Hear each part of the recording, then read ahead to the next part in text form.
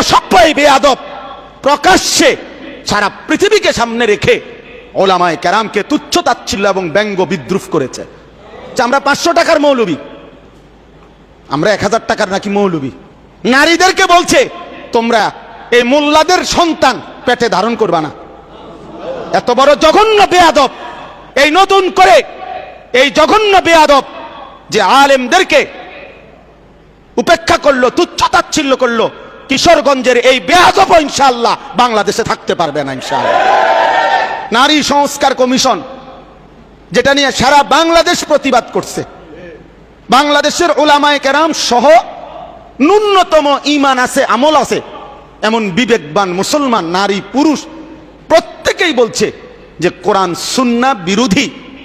এখানে অসংখ্য ধারা প্রতিবেদনে লিখছে তারা, যেটা প্রকাশ্যে আল্লাহর কোরআন বিরোধী, রাসূলের সুন্নাহ বিরোধী, এটা স্পষ্ট বলছে। উলামায়ে কেরামও দেখায় দিছে, সাধারণ বিবেকবান মুসলমান ইমানদার মুসলমানও এটা দেখছে, শুনছে, জানে। কিন্তু অল্প কিছু নারী, নারী নামের কলঙ্ক, এরা আপনার গোটা জাতিকে বিদ্রুপ করে উলামায়ে কেরাম এবং ইসলাম এবং ধর্মের বিরোধিতা করে তারা ধর্ম, আলেমদের বক্তব্য, কোরআন সুন্নাহর বক্তব্য সবকিছুকে প্রত্যাখ্যান করে তাদের দাবি যে নারীর অধিকার, মর্যাদা, তারা যা বলে, তারা যা চায়, নারী যা বলবে, নারী যা চাইবে সেই অধিকারই তাকে দিতে হবে। এদের বক্তব্য এটা।